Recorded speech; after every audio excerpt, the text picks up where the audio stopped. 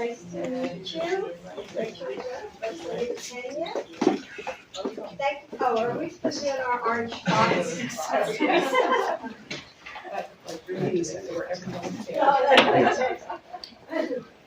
So we tried to recreate two interesting aspects of the research we do across options that we thought might be very interested in.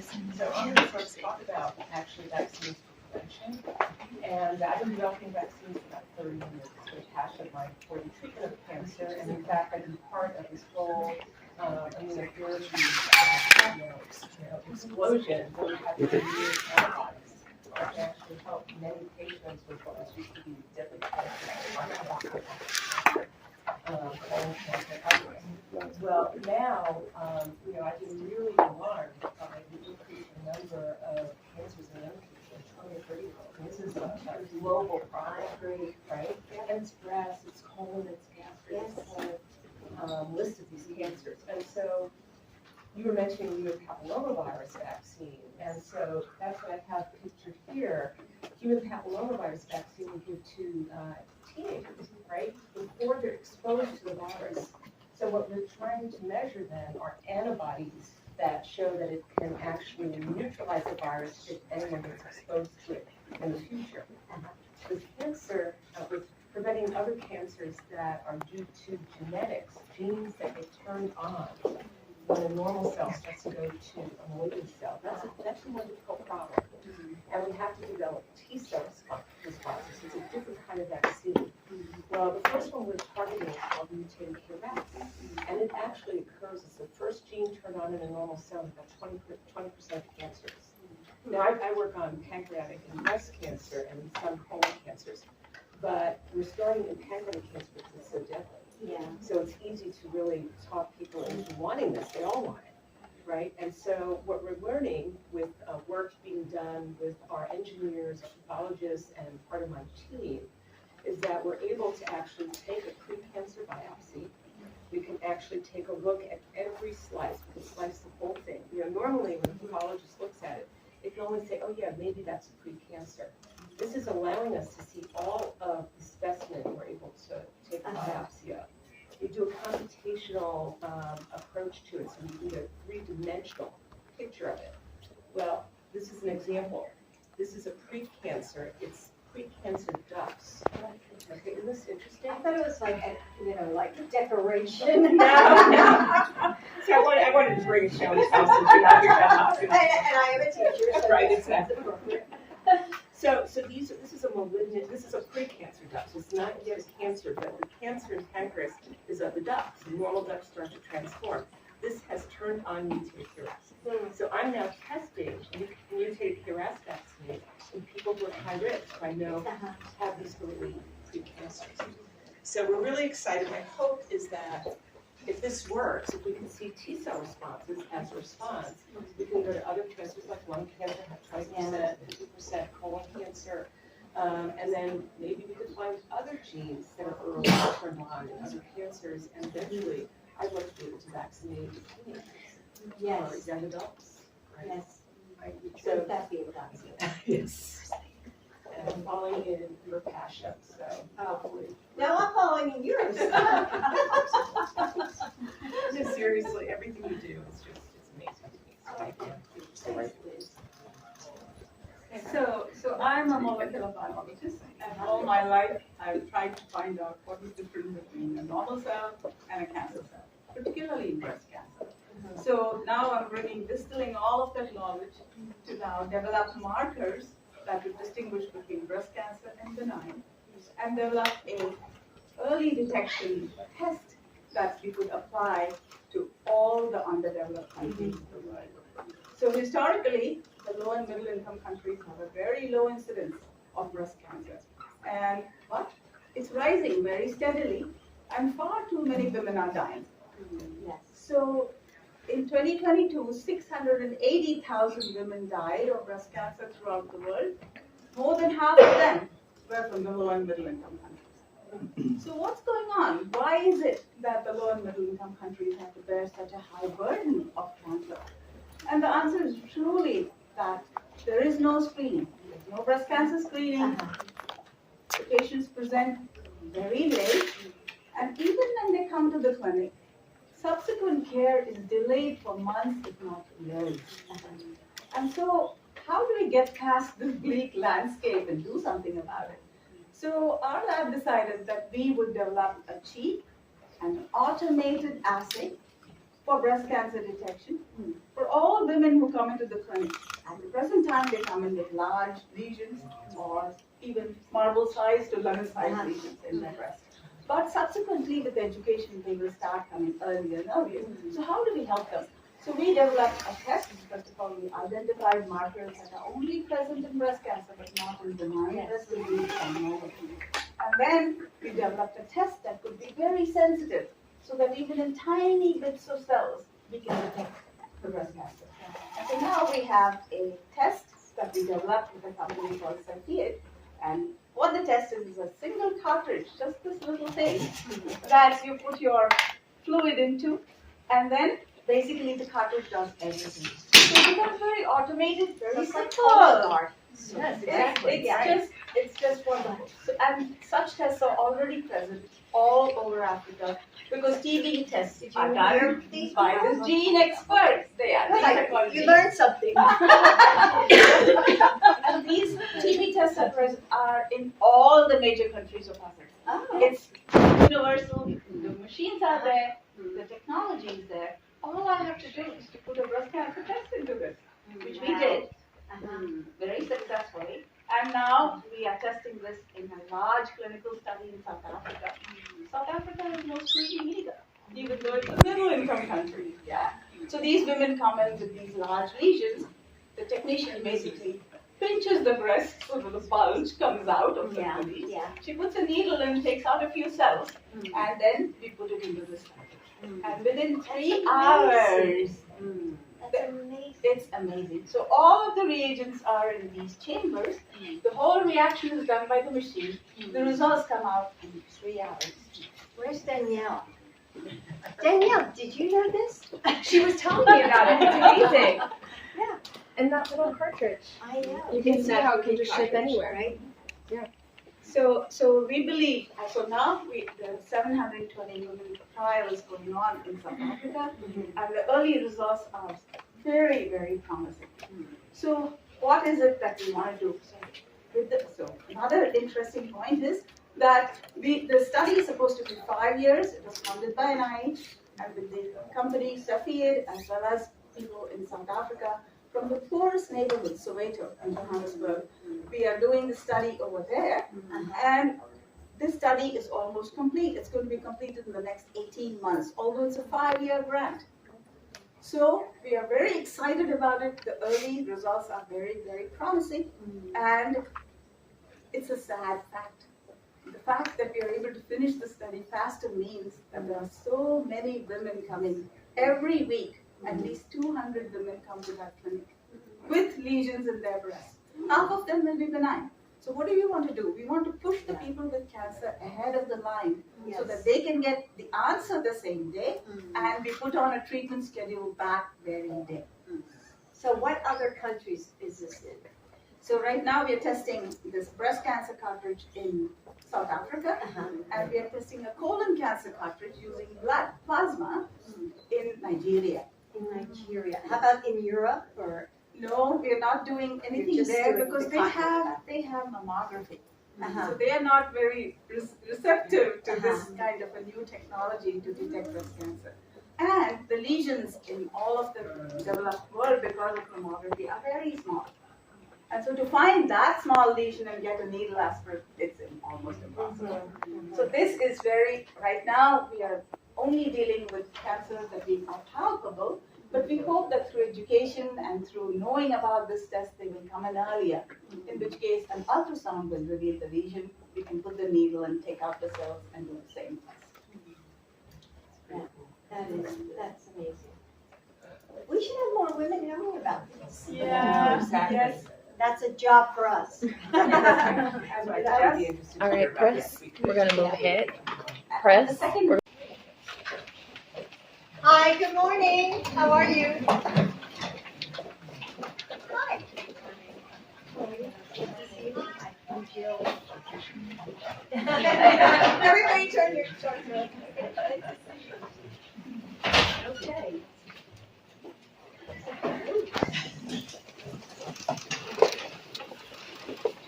Good morning, everybody. You're quiet. Good morning. Come on, we gotta wake you up, gosh. But all this information you're gonna find scintillating, so you'll perk up. Okay. So, more than a year ago, First Lady Rachel, and I met during the U.S. Africa Leaders Summit right here in Washington.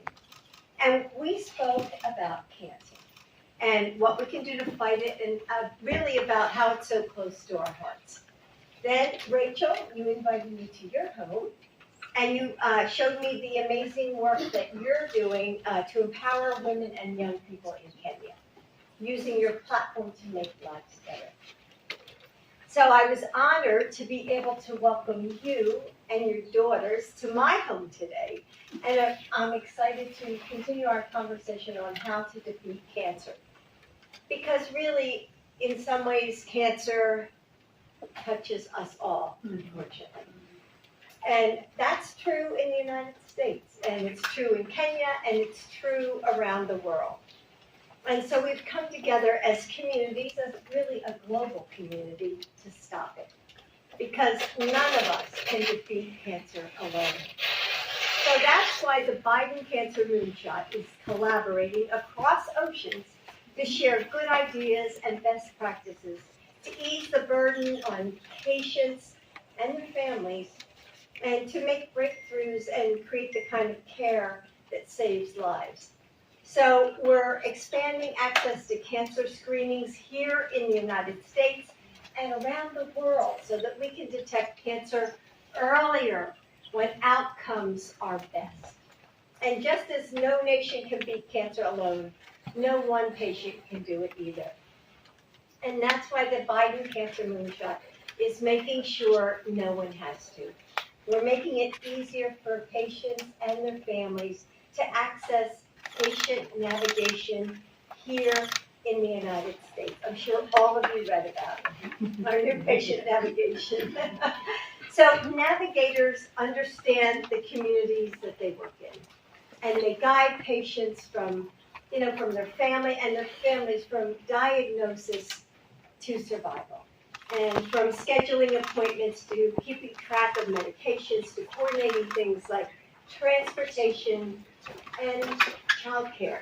And they make sure that even on our worst day, and when you have cancer, you have a lot of worst days, or our best days.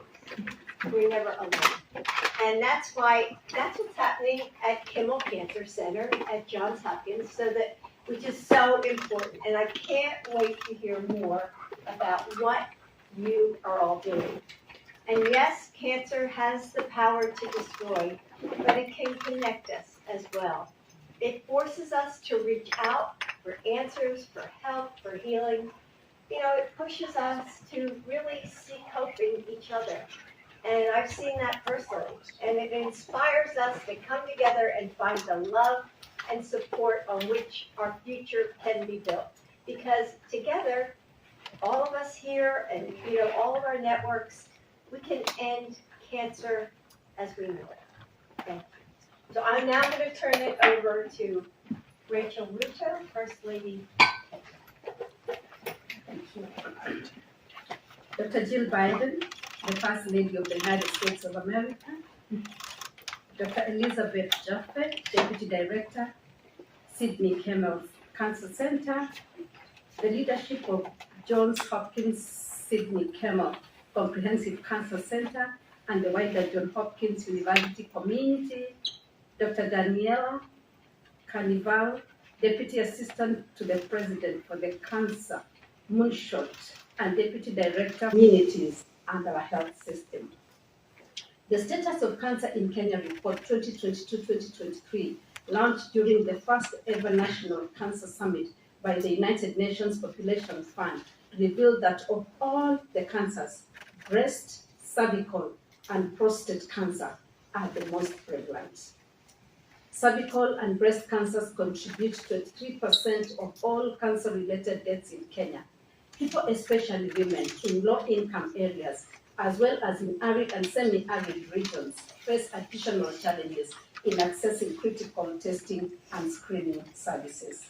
These statistics are of concern, and the government of Kenya is dedicated to delivering universal health care with preventive health care as a top priority.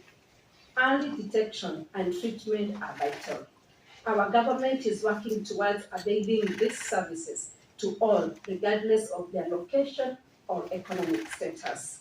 The recently launched cancer communication strategy will unlock the much needed information and education campaigns required to raise awareness about cancer risk factors, symptoms, and the importance of early detection.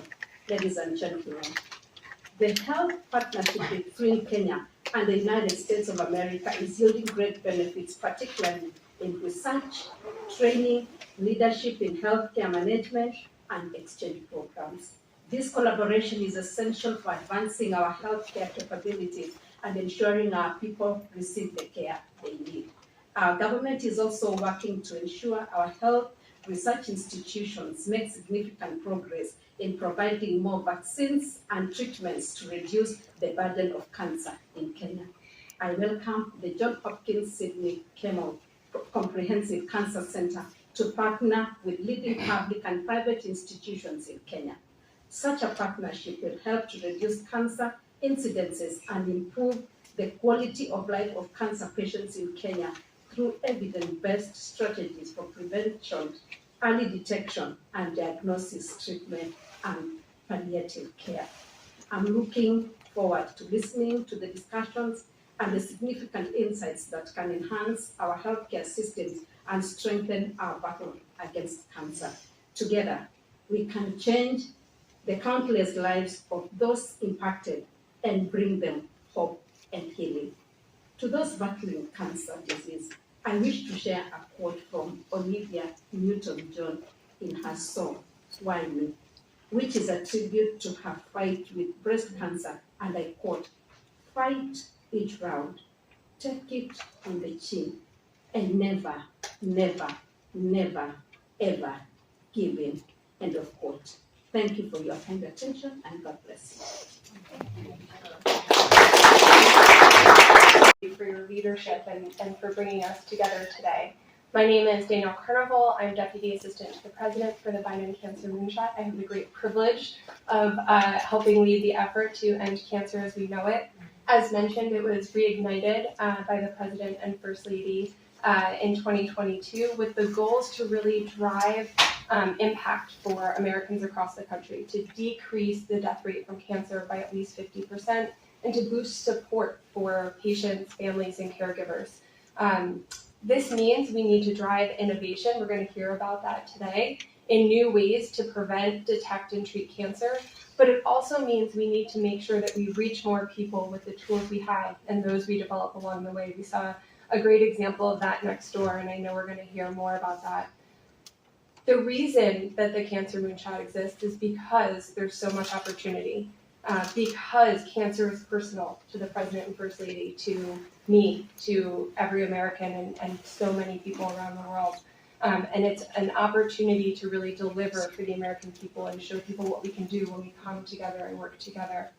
But while the top line goals for the Cancer Moonshot are domestic in focus, the ambition of the Biden Cancer Moonshot has always been global.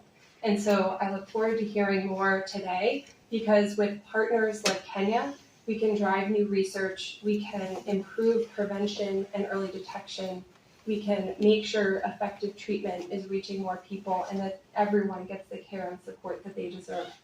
So there's a lot of reason to have hope, as you talked about, and we're going to hear from the great minds at Sydney Kimmel and Johns Hopkins about why exactly and where the opportunities, where the progress and opportunities exist. So first, Dr. Liz Jaffe, thank you. Thank you very much. So first I want to welcome First Lady Ruto and of course First Lady Dr. Biden for joining us and joining our Hopkins family. We're very honored to be here and to talk about what we do today. And we'd love to partner with Kenyan. As Dr. Biden knows, I love doing things for her and President Biden, and they inspired me for several years. So turns out Johns Hopkins